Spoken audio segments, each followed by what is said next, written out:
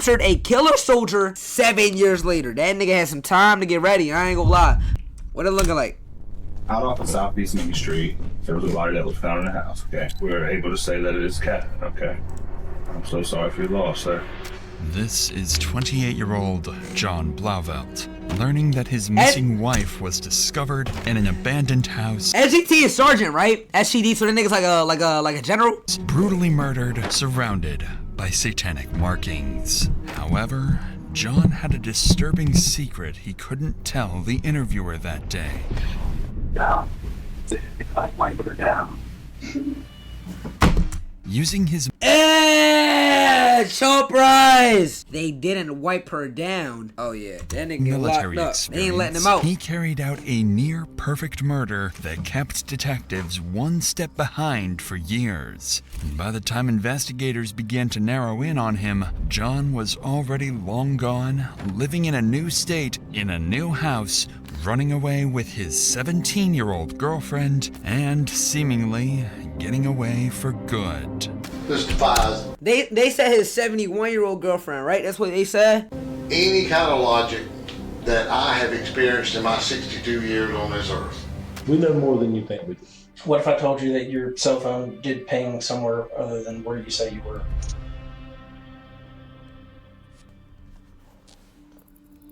It's 2:15 p.m. on October 24th, That shit look a little 2016. scary. 22-year-old Katie Blauvelt is captured on CCTV inside her workplace. Her shift is soon coming to an end, and she's planning to meet her mother at 3 p.m. that same day. She leaves, calls her mother, and takes a selfie, unaware it's the last photo she ever takes. Not long after, her phone pings a location for the last time, and Katie disappears without a trace. 5 hours passed by. It's now 7 p.m., and Katie never arrived for dinner with her mother. Worried, the mother and other family members try calling her multiple times, but her phone has no signal. At 7:48 p.m., Katie's mother reports her missing. Officers, friends, and... Thank God they did, like, quick enough. Like, I'm saying. But 5 hours? Oh, she's only gone for 5 hours and y'all ping her missing? Unless she still live with her mom. Officers, friends, and family mobilize to look for her, and the search officially begins. But this left detectives with a critical 5-hour gap in the timeline, one they would spend months trying to piece all together. my portable batteries? Yes, sir. Appreciate the follow, gang. Hours would go past without any clues about Katie's whereabouts. Then, at 12:33 a.m., the police receive an unexpected call. One of Katie's friends is on the line, claiming he's just found her body, dead, inside an abandoned house deep in a nearby forest. Simpsonville 911, what's the location of your emergency? I'm in that Discover Church across from it, in the woods. You're at Discover Church across from where? In the woods across from it. I was worried about my friend, Katie, and she went missing.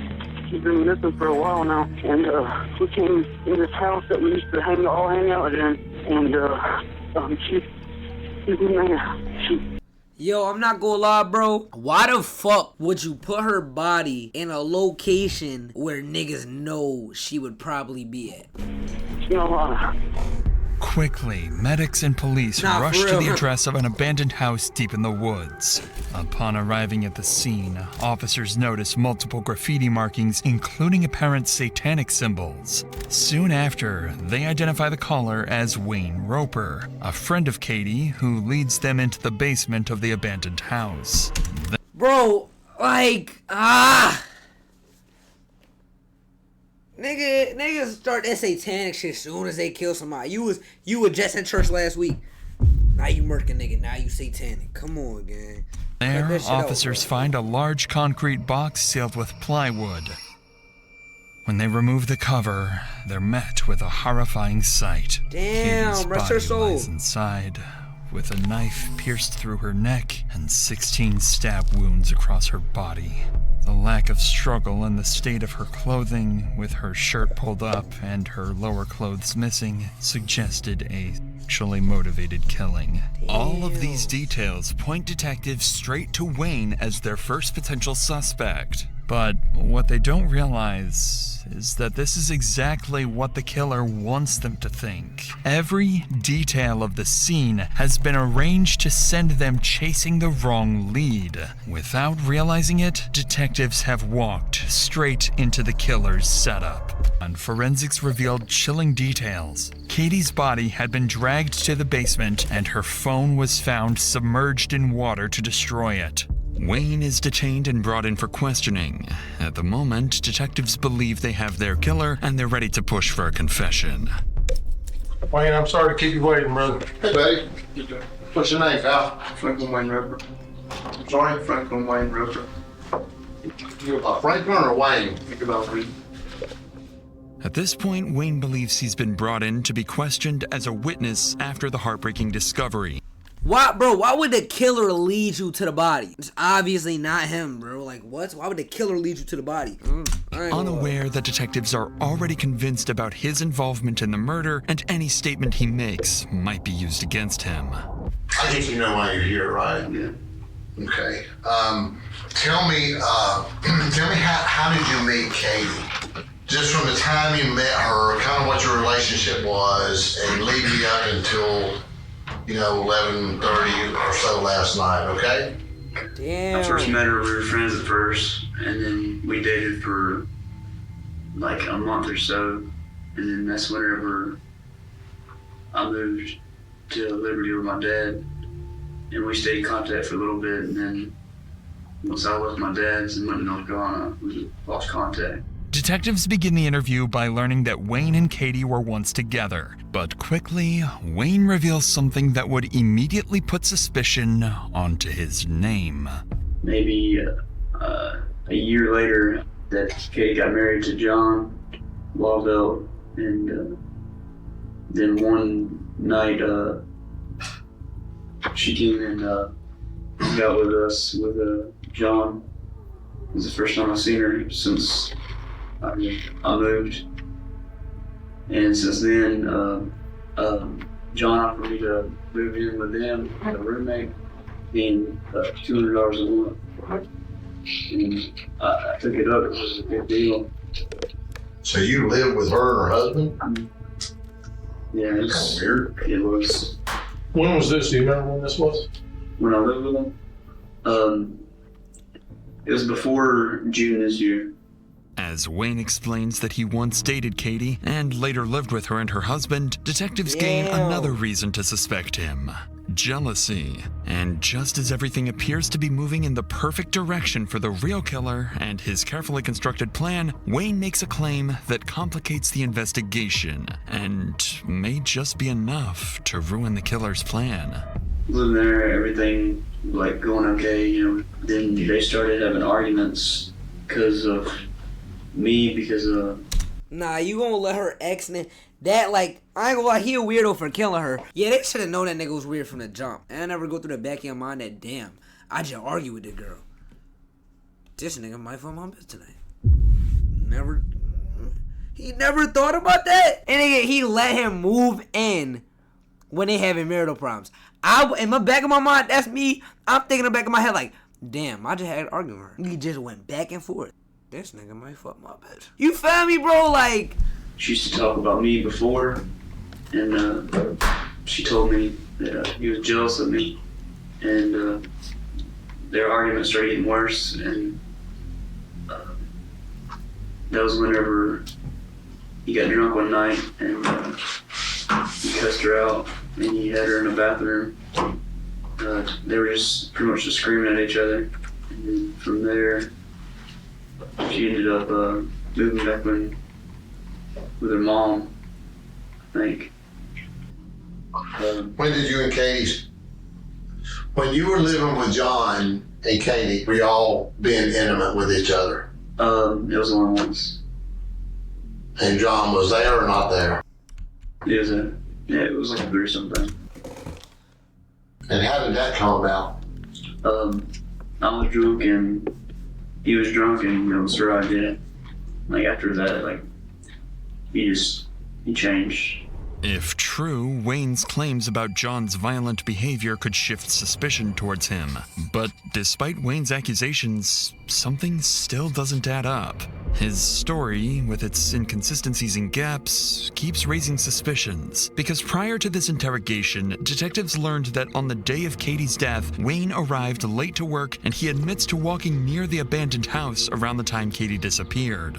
More importantly, while at work, Wayne was aware that Katie might be inside that very house. Yet despite that suspicion, he never alerted authorities. Instead, he waited until the end of the day, went there himself, and only then called the police. All of this places Wayne squarely in the crosshairs of investigators, and unknowingly pushes them further into the real killer's trap.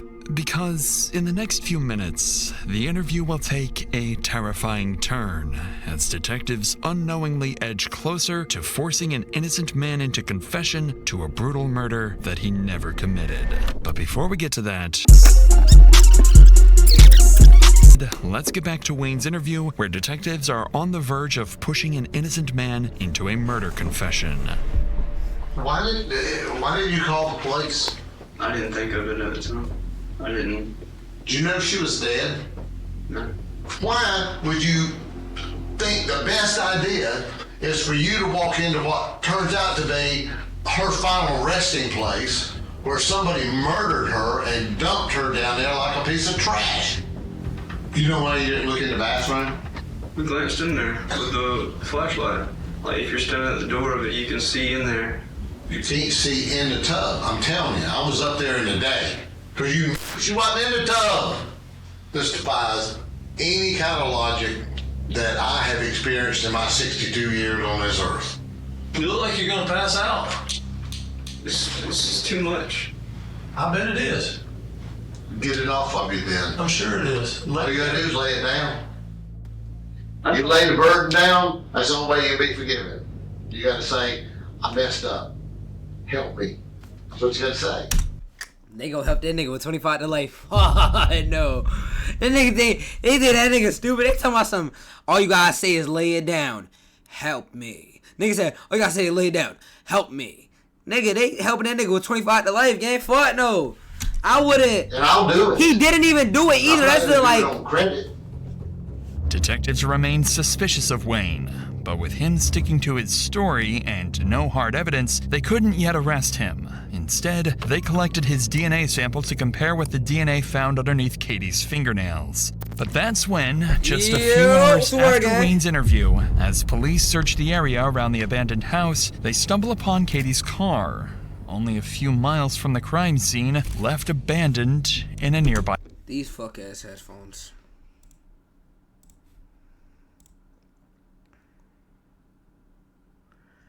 These fuck ass headphones. Keep playing with me. Shorty baited, can't do nothing, blew mine. Apologies about the E-date, my boy. Oh, I forgot all about that, gang. Yeah, nah, that's all good, bro. We can just run it back another day. I'm good. Don't be scared now. Tell the people they been sleeping. I been kinda brave. Nice shit. Damn, niggas creeping. You can feel it and night. Yo, why the fuck is my shit disconnecting, gang?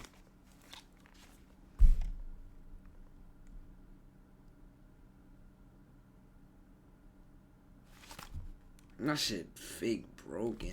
I need some new headphones. When I get some bread from the job, I'm getting headphones, a MacBook, and a Buggy Buddy. I'm telling y'all. Pairing. There we go. By a parking lot. Yeah, what's the word again? Looked as if she had left in a hurry, but the reason her car ended up there would remain one of the biggest mysteries for the following months. Let's go back a little bit. 18, but I'm not gonna do it on credit. Story and I'll do it. But I'm not gonna do it on credit.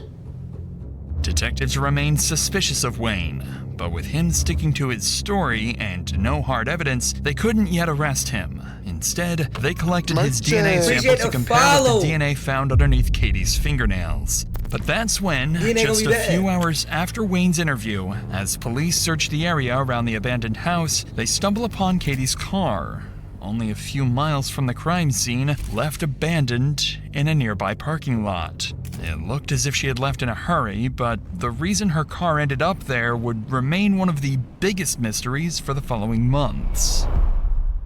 Up to this point, everything was going according to the killer's plan, one designed and carried out by Katie's own husband, John Blauvelt. But Wayne's comments about his jealousy pushed detectives to dig deeper. What they found was a restraining order filed months earlier, after John had allegedly pulled a gun on Katie when she refused to give him her phone. For the first time, despite his efforts, officers were seriously beginning to suspect John. So the next day, on October 26th, detectives approach him at his office on the military base where he works. Their goal is simple: hear his side of the story, verify his alibi for the day Katie died, and see how he reacts under pressure. For most perpetrators, this would be the moment everything starts to fall apart. But John isn't like the rest. He would play it perfectly. Damn, so this nigga like, yeah, bro, like that. You think that they could, but I ain't gonna lie. Psychotic niggas, they got a way of doing it to you. Like, they really got a way of doing it to you, bro. Like, you think that they gonna, I didn't mean to do it. I promise I didn't mean to do it. Merchant. This nigga's probably psychotic, gang. He's not gonna fold easily. I know it. Appreciate the follow-up. Just follow him to DJ. Parents of children who play Roblox. Your child was sexually exploited, abused. Alright, well, they're out off of Southeast Main Street. There was a body that was found in a house, okay, an abandoned house. And me personally, I'm snitching. I'm about serving jail time for nobody. Now that nigga don't even know if it's John or not. at this point, we're able to say that it is Captain, okay? I'm so sorry for your loss, sir. At this time, we are investigating, and we would investigate every death the same way. We start with homicide and work our way from there, okay? What the restraining order deal? What's the deal with that? That's because a charge back that I got back in February, domestic violence first degree. Do you know if she had any issues with anybody? Anybody that wouldn't hurt her or anything like that? No, and I know that she's been dating around, and you know, it's whatever, because I've been too. But. Notice how John intentionally directs detectives towards the fact that Katie is dating around. Him pointing this out isn't a coincidence. It's a strategy. By controlling the narrative this early, John is quietly planting a story that will protect him later. Did you work this Monday? Mm-hmm. What time did you get off Monday? Like 2:30ish, 2, I don't know. Did you stop anywhere on the way home? No. Let me ask you this, why were you looking for Katie? For Cheyenne. Cheyenne's destroyed right now, and I'm just trying to help her out. Who do you know that would want to do harm to her? Not nobody. Do you know there's a guy that used to live with you, redhead fella? Redhead? Yeah. Wayne? Yeah. Mm-hmm. What's his story? Just regular dude, good guy. Friends with him. Mm-hmm. What do you do for the Army? Well, right now I just sit in this office, small office right now. Because of the civil investigation, all of my recruiting duties have been suspended. Are you familiar with this abandoned house? Yeah. Okay. That's the spot. That's what's the spot? The hangout spot. Am I being charged with a crime? Because he's recording me, and I'm not comfortable with that. No. And if I am, I'd like to contact a lawyer. Because this is uncomfortable. Okay. You're not being charged. Okay. Oh shit. Right now. That nigga might break. You never know. That nigga seem like he about to break. Hey. As the interview ends, John does something counterintuitive. He defends Wayne, the man he's secretly framing. It's a manipulation tactic known as reverse empathy. By showing compassion, he makes himself appear harmless and trustworthy. John's first interrogation had gone almost perfectly, leaving detectives with little they could use against him. Still, they couldn't shake the feeling that something was off. With no evidence to hold him, he was let go, and officers would turn to those closest to John and Katie, their friends and family, unaware that John had already influenced them. Detectives started with Crystal, Katie's best friend, and at the time, also John's roommate. John knew exactly what to expect here. In his interrogation, he had already planted the idea that Katie was nigga may be a dating mastermind. around, and Crystal, being one of Katie's close friends, also knew about her dating habits. His hope was that she would unknowingly reinforce this misdirection, steering suspicion towards anyone but him. Alright, October 28th, 2016, 4:47 p.m., Simpsonville Police Department. And like I said, all I ask is that you don't tell John you're up here. And he's not the only suspect. You know, there's other people we're talking to and questioning. So, has he made any statements about, if I go to jail for Katie's murder? He's just, I mean, he said that, it sucks for him because he feels like he's gonna get in trouble for it. But, he's like, I didn't do this, Like, I'm tired of people coming after me. Right. See, me and John actually really do get along. You know what I'm saying? I'm not going to lie about him at all. I'm going to tell you the straight up truth. If he's acting weird, I'm going to tell you, but it wasn't. I was thinking last night about it. I really was. Just maybe a split second thought that it could have been John. But ever since Katie's gone missing, he's made sure that there was more than one person around him. At the time that Katie died at 8 o'clock at night, all three of us were sitting in the living room. I mean, from 5 o'clock when he came back home till me and my boyfriend left for work the next morning, he was there.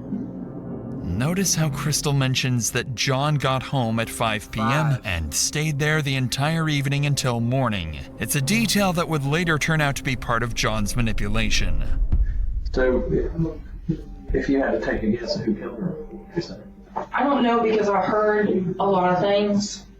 And I know she had a tender, and I know that she was dating a lot of people from, Cheyenne telling me that she took a lot of people down in the house. I didn't even know the house existed. What were John's feelings or thoughts toward Katie to you? I mean, I know that he loved her. I know that he still does. Damn, this nigga may be a mastermind, gang. I don't know. That shit crazy, bro. I mean, he's mad because of what Katie is accusing. He held the gun up to my head and stuff like that. And just by the way she was talking, I knew she was lying. Because that's what she did. Me and her used to get each other in trouble all the time in high school. That's what she would do. She would lie, Alright. I think we're done. Anything? Just as John hoped, Crystal's account added fuel to the idea he had planted. By emphasizing Katie's dating life, she unknowingly fed into John's narrative, suggesting the threat may have come from someone she was seeing, maybe even Wayne. Next came Catherine, John's ex-wife and the mother of his child. He had already made sure she wouldn't say too much. Fear, and their shared child, would be enough to keep her quiet. Damn, so that nigga basically like letting it known that he killed her, but he telling people like, you know what I'm saying, keep it on the low. That's crazy. This is Investigator Hawkins. Hey, how are you? Nice to meet you. With you being married to him for 7 years, with the drinking, greed, and sober, has there been any violence between the two of you? Okay. I mean, I'm not here to go and arrest him for something that happened 10 years ago or anything like that. But I just don't want to go into anything that Damn, these ads crazy. I ain't mean to hit your ass, bro. My bad, bro. That doesn't have anything to do with what happened between him and Katie. I mean, it's not that you're incriminating yourself. He's a good guy. I mean, I'm alive. Gotcha, but I would assume I wouldn't be if he was that crazy. Well, you never know. It only takes one time for somebody to snap.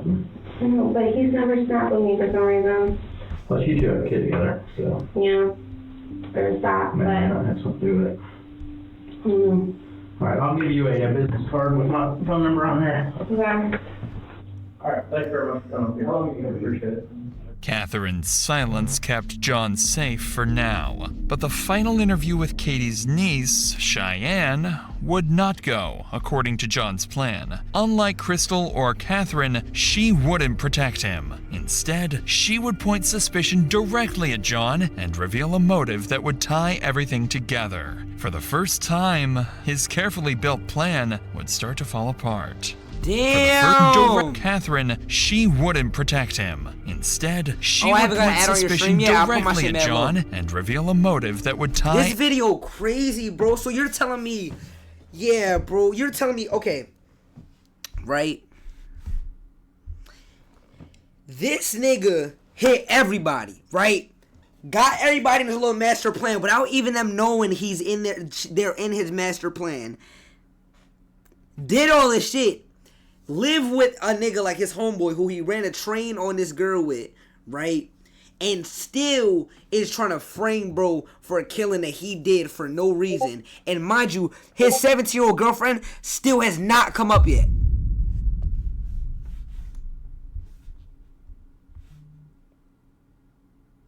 I say it if somebody else won't. This nigga's a genius, man. This nigga may be a genius. Nah, this nigga still a bit because he killed somebody. You feel me? So the killer ain't caught? No, they caught the killer. They caught the killer. I think.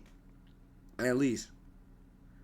I can't tell you, though. I'm not gonna lie. But it says they caught him after 7 years on the video. So, yeah. John's plan. Unlike Crystal or Catherine, she wouldn't protect him. Instead, she would point suspicion directly at John and reveal a motive that would tie everything together. For the first time, his carefully built plan would start to fall apart. Alrighty. Your name is Cheyenne Paxton, is that correct? Yes, sir. Okay. It is Thursday, October 27th at 8:52 a.m. Simpsonville Police Department. This is in reference to the homicide investigation of Caitlin Blauvelt. Have you ever seen John get violent towards Katie? I've never seen him put his hands on. I've seen him argue. Would Katie have gone over to his house? Appreciate the follow him at DGM. In the last 3 weeks to a month, like I know. So if he says he hasn't seen her since July. July. Yeah, no. He's seen her. I know that John is really angry at Katie for a lot of things. Tell me what he's mad about her for. He feels like that it's her fault. That all, like, that their relationship went bad. So, July. Damn, Lil Docs, what's the word, gang? Damn, bro. So that bitch basically just snitching on him. July. Yeah, no. He's seen her. I know that John is really angry at Katie for a lot of things. Tell me what he's mad about her for. He feels like that it's her fault. That all, like, that their relationship went bad. And everything kind of went bad for a little while. He feels like it's her fault that he's losing his job. And that he got in any trouble. And he just blames it all on her, Mm-hmm. And, I don't know if this matters or not, but I know he has like a $150,000 life insurance policy on her too. Alright. I appreciate you coming in. I know it's not easy, especially when somebody close to you, but it's important. A lot of this information you gave us, good information that we need. So. Has Kyrie texted you back? I don't want to talk about it. How was the math test? Don't want to talk about it. Man, shut your bitch ass up. Cheyenne's interview gave detectives their first real motive pointing to John. But motive wasn't enough. They needed evidence. They have a few leads, but they have no defined person of interest just yet. As the investigation dragged on, the detectives' frustration began to grow. John had covered himself so carefully that they couldn't even get a judge to approve a DNA warrant. Without it, they had nothing that could tie him directly to Katie's final moments. It's now been 4 days since Katie was killed, and detectives didn't have any solid evidence. They knew John was smart, but so were they. Out of options and patience, they began planning something different. They began forming a new, risky, and very unconventional plan, and just... Yeah, what's the word, Sam? These niggas about to do some dirty shit. I just know, gang. I ain't gonna lie. 2 days, they would set a trap for John. A trap at Katie's own funeral. In the days leading up to the funeral, detectives stayed ready. While they waited, Katie's family mourned and tried to make sense of what happened. 22-year-old Katie had spent the past year working at PetSmart, surrounded by animals she was saving and taking care of. She was easygoing and warm, quick to make friends, and close with her family. But her peaceful life from just days earlier would make what was about to come only more unsettling. As the day of the funeral came, detectives entered the funeral home early, working quietly before guests began to arrive. They positioned hidden cameras around the room and secretly wired the space for sound. Everything inside the funeral home looked normal, but in reality, detectives controlled every detail. They'd placed cups of water and other drinks where guests could easily reach them. The plan was simple. Get John to drink from one of the cups, catch it on video, collect his DNA from the cup, and compare it to the DNA found on Katie's body. On October 30th, the day of the funeral, detectives set their plan into motion. But what their cameras are about to capture goes far beyond anything they expect. Damn. What we watching? This soldier killed his, like, wife.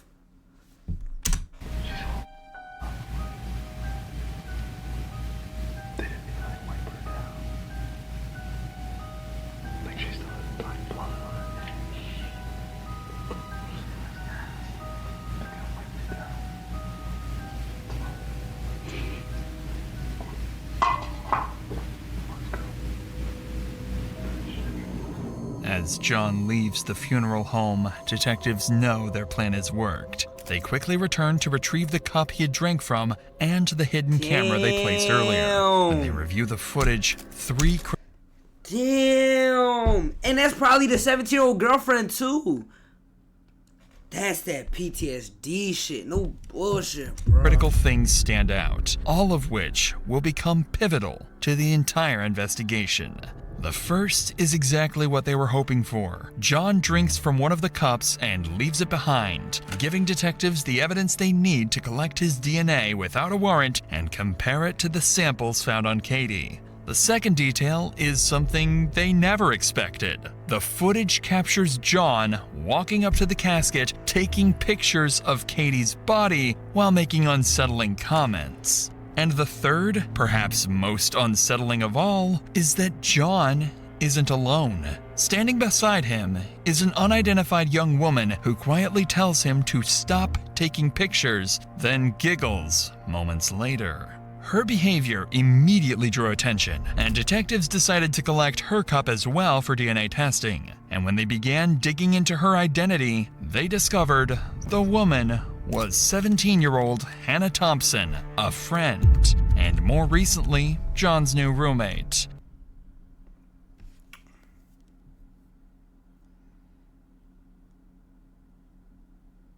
Bro, this bitch got like the stare that like whenever you look at her, she's still looking. Like I could go over here, she's still looking at me, gang.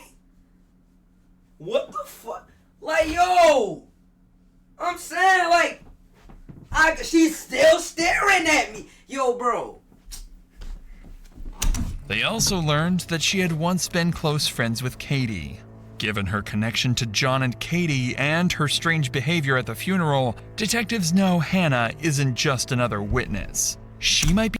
Given her connection to John and Katie and her strange behavior at the funeral, detectives know Hannah isn't just another witness. She might be the key to solving the entire case. And they were dead on. At this point, detectives have interviewed Wayne, John, and people from both John and Katie's circle. They also collected crucial evidence and leads, and now believe that Hannah, the 17-year-old who lived with John, could be the key to uncovering the truth about Katie's murder. The next day, on October 31st, a week after Katie's death, detectives approach Hannah and bring her in for interrogation. If anyone knows what really happened, it's her. When was the last time you saw Katie? Like a few months ago. Bruh, Katie more bad than a bit. Why he picking and choosing some... This nigga killed his wife for a torta? Right, yo, gang, I ain't gonna lie, bro. That nigga killed his wife for a torta, gang. You fucking tripping, bro. I would never, nigga. I would never, gang. I wouldn't kill my wife in general, but shit. That is crazy. I've always seen her as like a friend because like I lived with her for a little bit. Right. So is it fair to say you were on good terms with her when she was killed? Mm-hmm. Okay. Did you end up going to her visitation Saturday? No, I didn't. Okay. So you didn't get to say goodbye to her? I know John, I think, went there Sunday, right? Mm-hmm. Okay. You didn't get to go with him? I went with him, yeah. I didn't go Saturday though because her family doesn't really like me because of her niece Cheyenne. Yeah. Yeah, we were like kind of like off and on friends, and I think she might have said something about me that her family didn't really like me. Damn, yeah. Docs, are you a girl? No, I'm not no fucking girl. Watch out about who you speak to me, though.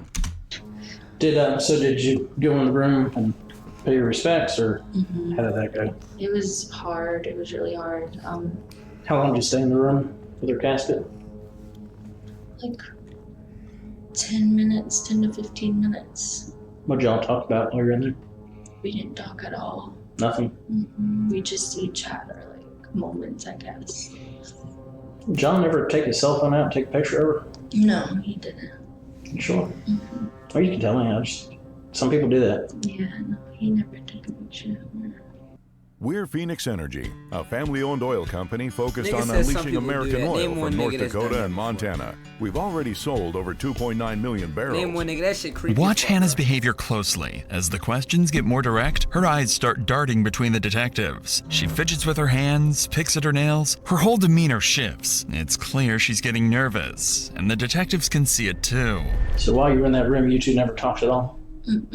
I kind of rubbed his back a little bit. You know, I told him that it was okay, but other than that, we didn't really talk. Was he crying? Were you crying? It was just hard, like, seeing somebody like that. This nigga said, look at her face, she's all fucked up. Dude, she's all fucked up. They didn't even wipe the blood off. And she talking about the nigga was crying. They have a camera in here, bro. What? I'm saying her face about buff as hell, not bullshit. Nah, that hoe look like a sumo. Nah! I bet. Okay. Monday night at some point before you went out, you guys carried out a bag of trash to your car. Or to his car, right? I don't remember. So you don't recall carrying out a trash bag or him cleaning anything up? Having to put stuff in the trash? Yes, sir. Okay. On Monday, the day Katie was killed, one of their roommates reported seeing John and Hannah carrying out several bags of trash. At the time, detectives didn't think much of it. Damn, how many roommates they Felt got? like a small, irrelevant... They said the girl that was Katie's friend, her boyfriend, this 17-year-old girl, John, and now they got another roommate? Second off, why the fuck are all these grown-ass adults living with the 17-year-old that's not their kid? What? Jay Breeze and Al here, Wallywick Live. Yeah, that nigga wanna react to shit. Yeah, bro, like that shit don't make no damn sense, bro. Detail with nothing to back it up. But now, with all this new information coming together, that statement suddenly stood out. It was another piece of the puzzle, something they could finally use to put more pressure on Hannah. Just so you understand, we've been working this case steady since she disappeared. Right. So there's a lot of Can these you things that we know tell the answers to. they was on that Diddy shit? I can tell you already, you're lying to me. Okay? You do not want to get wrapped up in catching a murder charge. I gotta tell you a little something. At the funeral home, we were there. Okay? There was a camera in the room. There was a recorder in the room. We heard everything you guys said. So do you want to go back and rehash that? It was not easy to see her like that. Is that why there was some giggling and stuff? There's not any giggling. We've been doing this longer than you've been alive.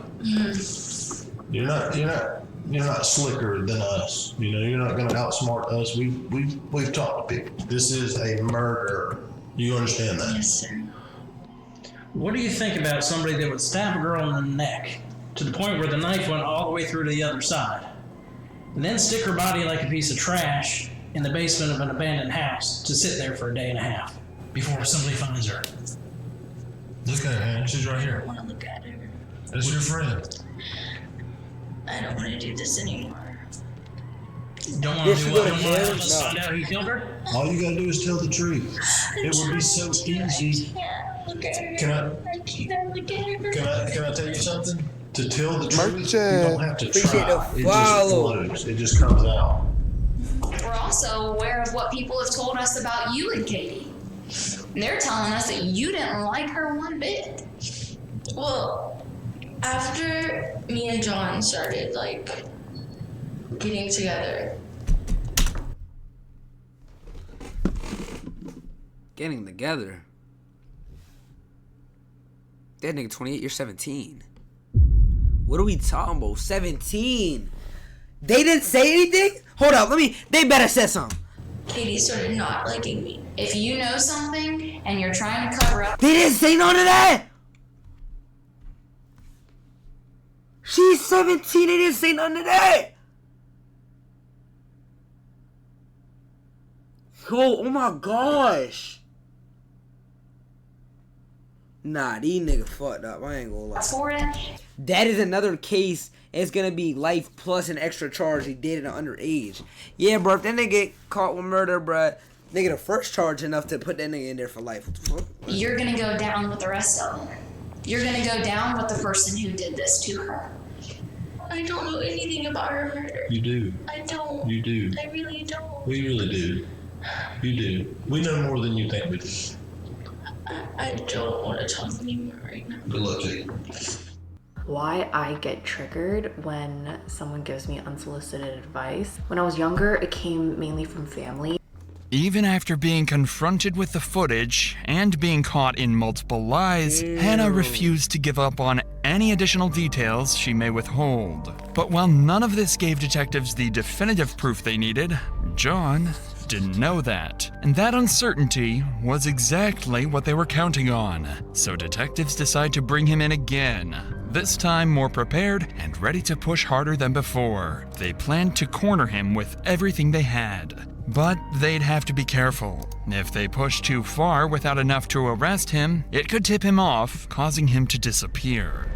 We hadn't really had a chance to sit down. I know I talked to you that day when we notified you about her death. Yeah. And things were kind of emotional and everything. So now that soft voice shit, nigga, like Miss Incredible. Fuck, no. Right. 2 to 4 on Saturday. When did you get I there? went Sunday, 2:30 on Sunday. Okay. So they just had a private thing for you? Did you go by yourself? Or? Yeah, well, I took Hannah with me. Did you? Okay. Yeah. How was that hard? Yeah, because I mean, first of all, there's nobody there but me and her, so we're just kind of standing there staring at like Katie's nasty, like dirty, disgusting body. That's his wife!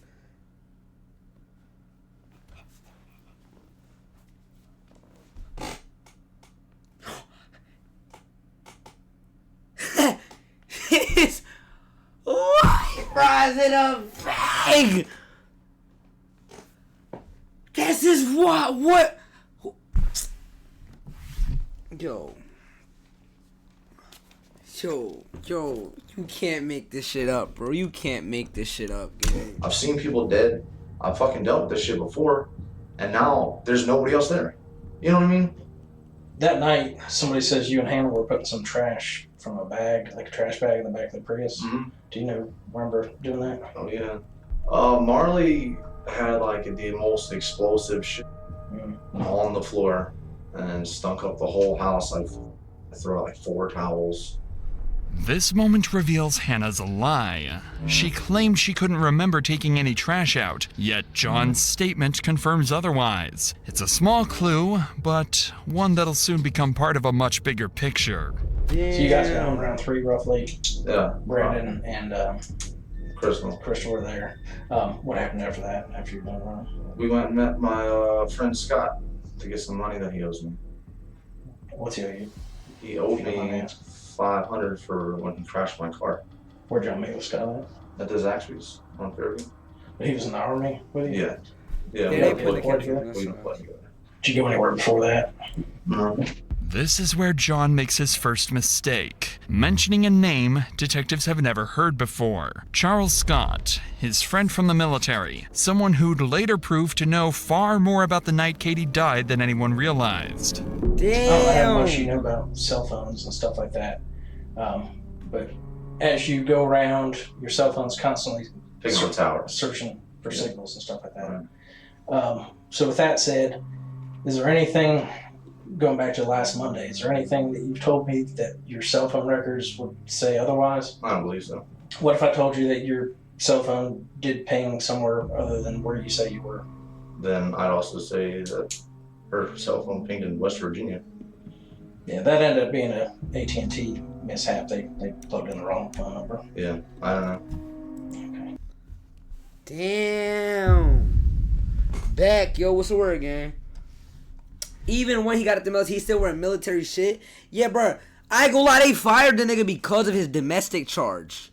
Like, I ain't gonna lie, bro. That's they really like they this nigga really like had all the motive to kill her, and they still not arresting this nigga, bro. Like, what if I told you that Charles Scott's phone number pinged in the same area that yours did, and not around Zaxby's? When? Monday night. He's got freedom of moving on him. We can call him. We can ask him. Okay. So the night, this Monday night that we were talking about, around 6:15, sometime around that time frame, can you think of any reason your phone would show that you were in that area of Augusta Road and Whitehorse Road? No. Is there any reason you and Charles were talking a lot that evening? Yeah, because that's the night that he was here. That's the night he was available. I'm not looking to offend you, but it's questions that we need to get answered and cleared up. Okay. Did Katie have any kind of life insurance policy? Through the military, yeah. She's automatically enrolled. Okay. Same as my daughter. Would you be willing to take a polygraph so we can go ahead and do that with you and eliminate you and start looking elsewhere? I have to talk to my lawyer about that first. Okay. See what he says, because I don't know about that at all. As the interview ends, detectives have their first real connection between John and Charles. Both of their phones show activity near the area where Katie's body was found. It isn't enough to make an arrest, but it's enough to keep digging. And with a new name now tied to the night of the murder, John can sense it. Detectives are closing in. At this point, the main circle of suspects included Wayne, John, Hannah, and now more recently, Charles Scott, Nigga John's said friend Wayne? from the Army. But as detectives slowly pressed forward, John was growing uneasy. For the first time, he was starting to realize his master plan might not hold. That's when, on November 4th, 11 days after Katie was killed, detectives received a call that would send the case in a whole new direction. Crystal, who was John's roommate and had been interviewed earlier, came forward with information that changed everything. Hi, Crystal. Hello. How are you? Oh, What's been going on since, I don't know, you got a phone call on Wednesday? At 3:30, he called and he said, are y'all at home? And we said no. And he said, okay, all right, bye. And then just hung up. Well, me and Brandon got home about 6:15, 6:30, and we seen that in our room we have, like I said, the Halloween lights just going across the ceiling. The attic is right where that light is at, and I had the lights going across the attic. Well, when we come back, they were just torn down. We haven't even touched them. They were just ripped out from the attic, and once we figured out he was gone, we went searching through the house, making sure all the windows were locked and covered, and because I've never been in a house alone like that, except for my apartment. But he was gone, you know, and we couldn't call him because the cops have his phone. I said, Brandon, we need to go back outside and call the Simpsonville Detective Warlock. And I told him what was happening, and he was like, I was like, if you want to come and search the house right now, I'll give you full permission. And he said, well, I can't do that without a warrant. And he was like, and I was like, well, there's no way that somebody can come out here and like search the house or anything like that. And he said, no.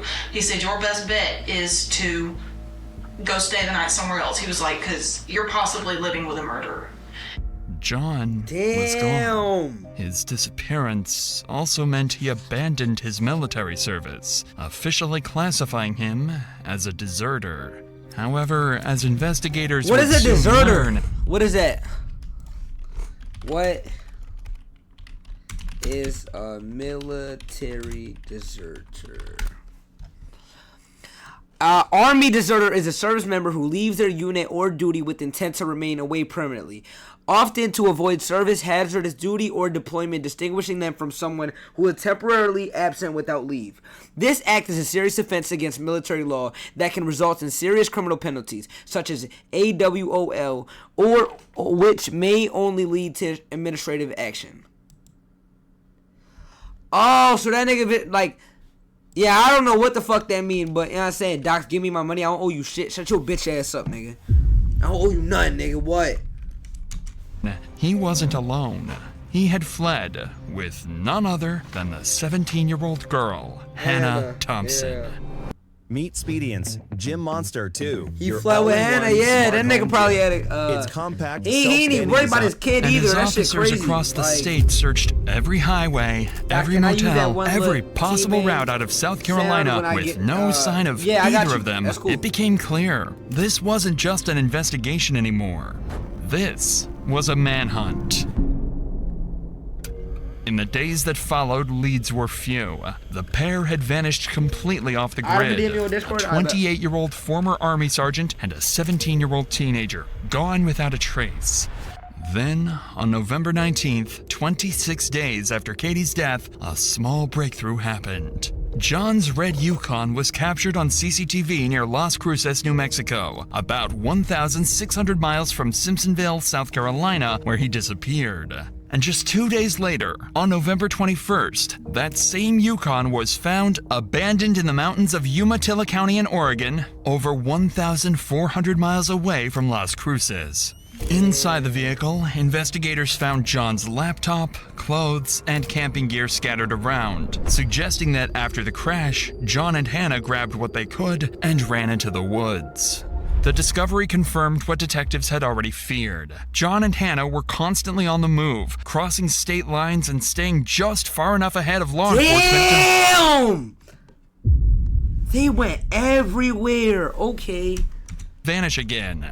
Later that same day, authorities issued arrest warrants for both John and Hannah, officially turning the case into a nationwide manhunt. By this point, John and Hannah had already been on the run for over 2 weeks before any warrants were ever issued, putting them far ahead of law enforcement and nearly impossible to track. But once the warrants went active, detectives finally gained full access to their phones, chat logs, and internet history. And that's when their worst suspicions were confirmed. I just woke up and I already feel sad again. I feel like you're still talking to Katie. I promise you I'm not talking to Katie. I will leave you if you talk to her. I swear. I know. I'm not and I won't. She's gone. I'm done with her. I promise. I'm going through with that thing though soon. I'm gonna be staying with you. Good. The messages between the two suggest that John had been planning the murder Them for nigga ain't months get prior caught? to it actually happening. And upon Ooh. searching his internet history, they found searches like how to make a two-way radio or how to sharpen a knife, leaving little to no doubt about his involvement. But with John and Hannah still missing, detectives had little choice but to wait, hoping for the next break that could pull them back on the trail. And that's when, on November 25th, 21 days after John and Hannah's disappearance and over a month after Katie's death, detectives got a call from a South Carolina prison. But the caller wasn't just anyone. The call came from the cellmate of Charles Scott, John's Army friend who was already in custody for an unrelated charge. Charles's phone had pinged near the abandoned house on the day Katie died, and his cellmate was about to provide a lead that could give detectives the breakthrough they desperately needed, with details only the killer could have known. Just as we're talking today, is that Charles Scott you're talking about? Is it the same military smart dude video? Yeah, it is. Killed a girl. Helped kill a girl with one of his buddies named John, something like that. You know, they had put her in a drug house or an abandoned house, in a basement, in a box. that takes two people to open. He was the one that coerced her to the spot where John come up behind her and got her, grabbed her. And they met at a different location. When John got her, they put the knife to her. John stabbed her. I don't know how many times John stabbed her. He didn't say. He said he knows he stabbed her twice, and John made him stab her twice. He actually said it scared him when he stabbed her at first, but then after he stabbed her, it made him feel a little better. William's statements are shocking. His account of what happened closely mirrors the possible events of the night Katie died, and what he says next. Wait, so he said, and stabbed her, and I don't know what that nigga said. Disturbing.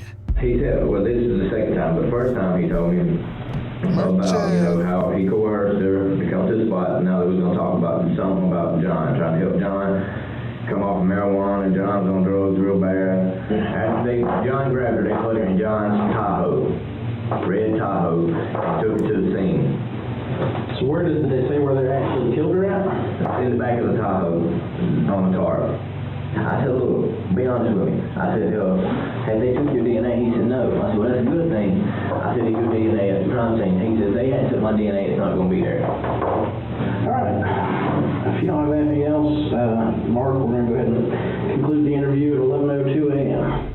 Mark's statements put serious allegations on Charles. It wouldn't be anything special, as false accusations like this happen when inmates try to get a deal with officers or get their sentence lowered. But in this instance, too many details added up. Details only the killer or someone heavily involved could have known. One of those was his claim that Charles had lured Katie to a location near the abandoned house. For detectives, this suddenly made sense of why her car had been discovered just a few miles away, abandoned without a struggle. Charles also allegedly told his bunkmate that he and John wrapped Katie in a tarp to move her into the basement. This matched forensics, which had already indicated she'd been moved after death. Now detectives have a chilling theory of how that happened. It was now a very big chance for the detectives to possibly catch one of Katie's killers, a chance they couldn't afford to waste. So without hesitation, they brought Charles in, hoping for the biggest breakthrough in the case yet. But detectives knew getting Charles to talk wouldn't be easy. They didn't have enough evidence to pin him down, and they needed something, anything, that could make him slip. So they decided to take an insane risk. They came up with a plan to push him over the edge. They would bluff, pretending that John had already been arrested and was ready to testify against him. If Charles believed it, the pressure might finally make him talk. But if he didn't, detectives would lose their best chance to get the truth. Yo! Fuck ass Ed, bro. Oh my gosh! Alright, Charles.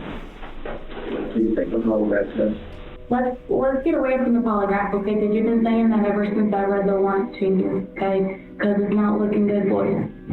Okay? I have absolutely nothing to do with that girl's murder.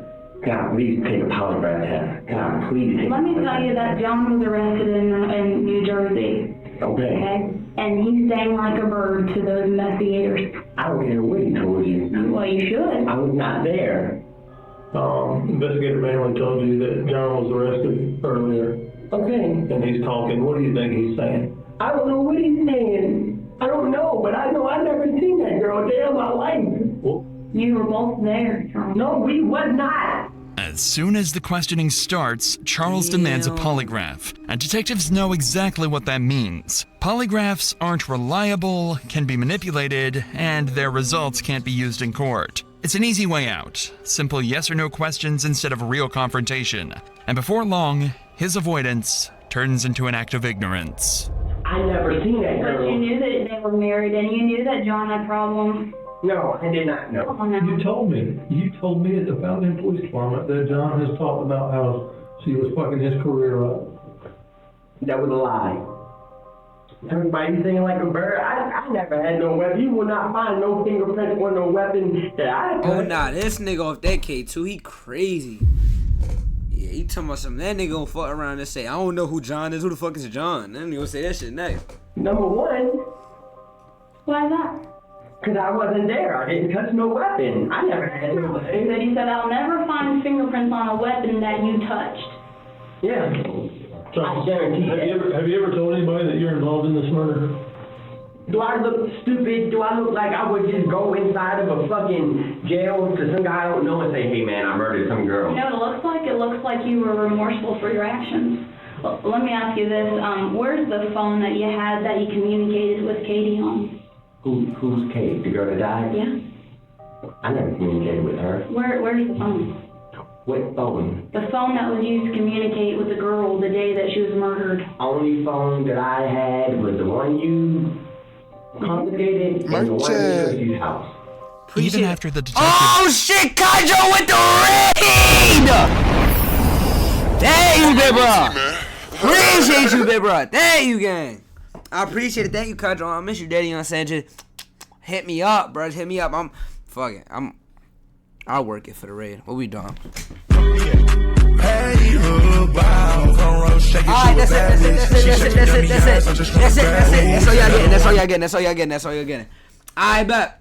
2 up! Bit 2 up shit, gang. Remember the pocket pussy? Yeah, I don't remember nothing like that, bro. I don't know what you're talking about, gang. That shit was not moving, yes it was. The testimony his previous cellmate made about Charles' involvement in the crime, he denied everything.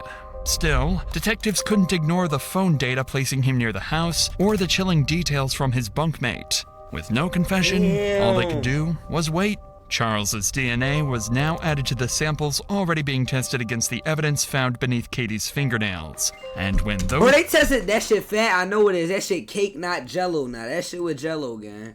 I ain't gonna lie. What you watching? This soldier literally killed his wife. Bro, they been testing Hannah and John DNA for 7 years. That shit like what? Once results came back, they would finally reveal who was truly involved.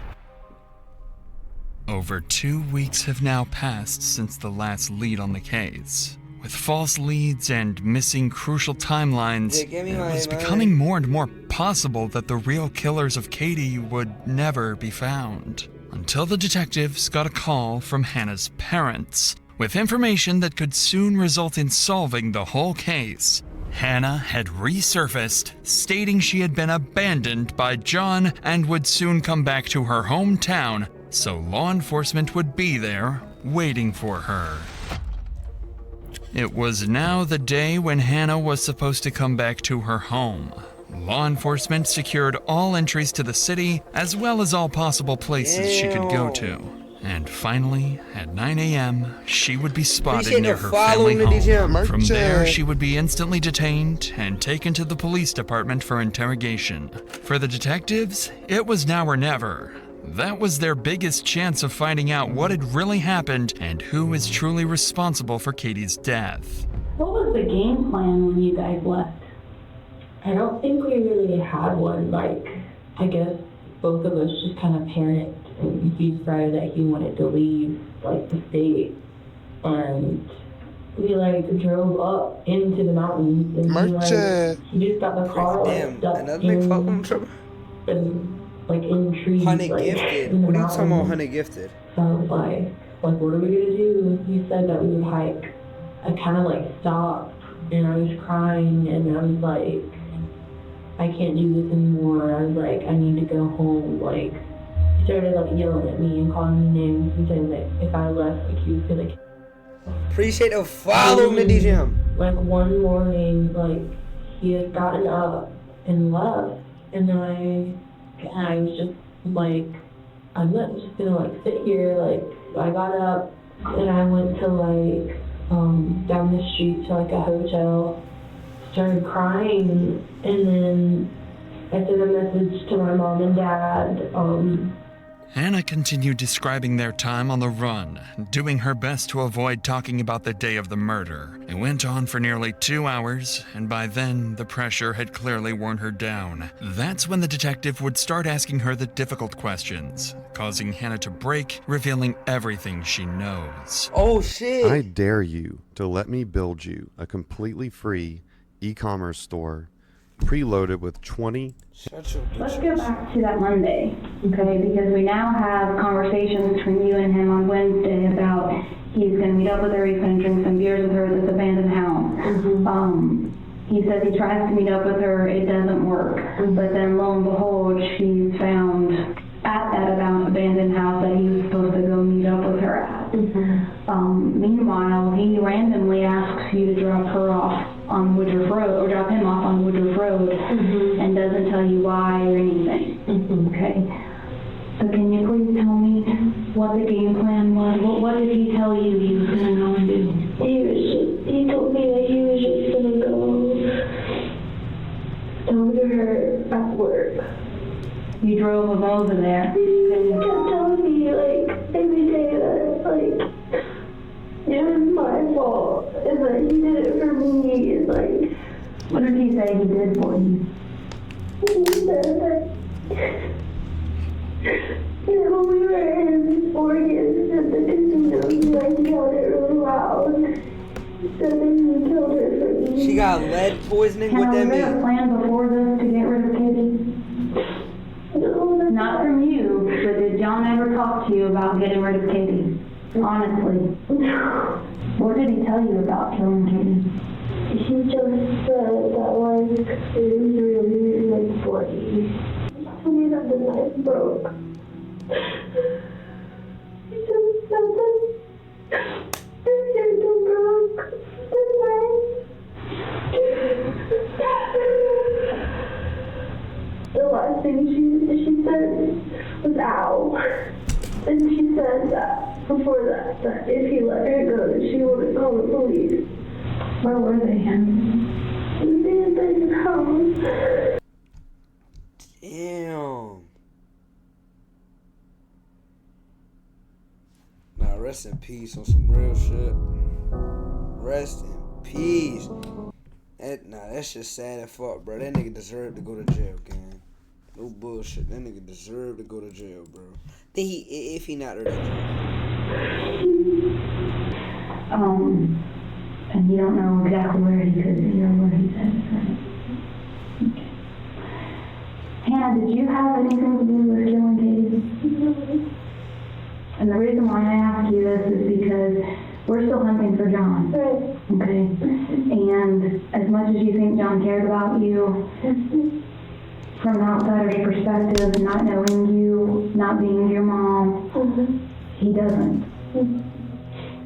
Unfortunately, Hannah's statements proved far less helpful in finding John than the detectives initially hoped for. Although she stated that John confessed to killing Katie and provided some new insights, she didn't know much about Charles's involvement. And while she could be arrested, detectives decided she might prove more useful free. After all, they now had her back in the city and under close watch, which seemed like a small success. What they didn't realize, however, was that this was all part of John's plan. Planting Damn, Hannah. how many plan this nigga got? The fuck, bro? Like, Back in the city to infiltrate the case and feed him exactly what detectives knew, keeping him one step ahead for years to come. Almost 3 months had passed since Katie's body was found in the basement of the abandoned house, and the killer was still out there. But on that particular day, the long-awaited DNA results finally came back, and the results of DNA found under Katie's fingernails pointed to no one else but John himself. With the DNA matching to John, Wayne was cleared, but detectives still believed Hannah or Charles might have helped, or at least knew far more than they admitted. Detectives already knew that John was only using cash and most likely a fake ID, so all they could do at the moment was wait for John to make a critical mistake that would allow them to catch him. But John was careful, very careful. It had been over 7 months since Katie's murder and 6 months since John went on the run, when on May 21st, 2017, investigators received tips and possible sightings of John in Washington, over 2,700 miles from South Carolina, where Katie was found dead, and over 300 miles away from where his red Yukon was found abandoned. Acting on these leads, they canvassed local businesses and retrieved CCTV footage from a parking lot in Washington where John was captured on camera. Unfortunately, despite getting close, John managed to slip away, vanishing off under the radar once again. For the next year, the investigation hit a standstill. It wasn't until September 6, 2018, almost 2 years since Katie's death, when Hannah finally revealed that John had given her his journal and tools to hide, a crucial piece of evidence that would shift the case in a new direction. The journal became a pivotal piece of evidence, revealing John's state of mind and his premeditated intentions. It confirms that John's actions were driven by a deep desire to be with Hannah and his willingness to kill Katie to make that happen. During her interview, Hannah admitted she had been John's girlfriend and that she had been in constant contact with him before Katie's death. She also confessed that she had hidden John's journal, which contained disturbing entries about his obsessive thoughts and plans to escape with Hannah. This was the last significant breakthrough in the case for years. With no new leads, the investigation stalled.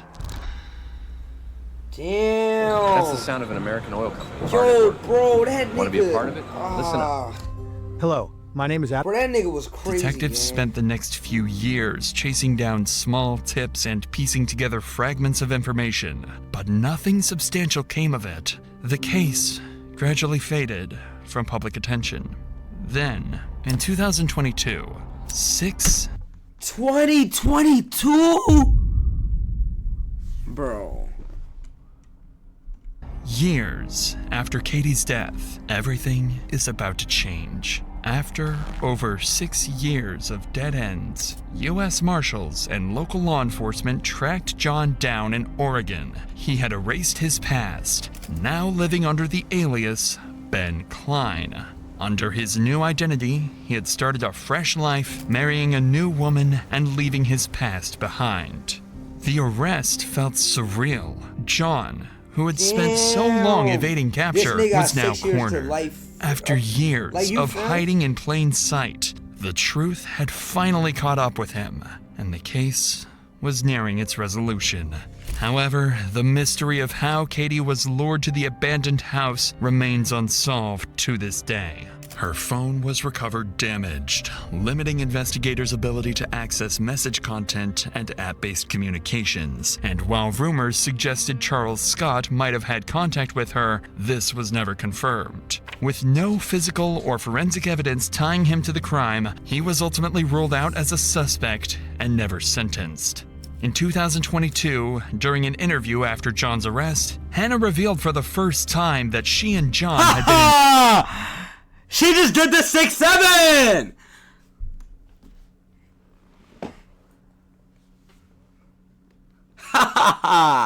Cause she did this when she was in her interview.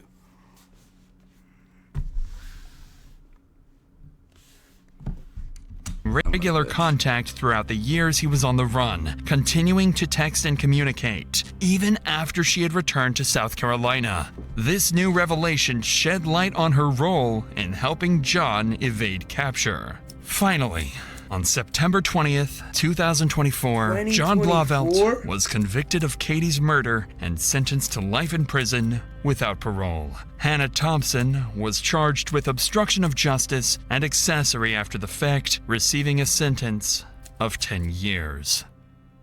Damn.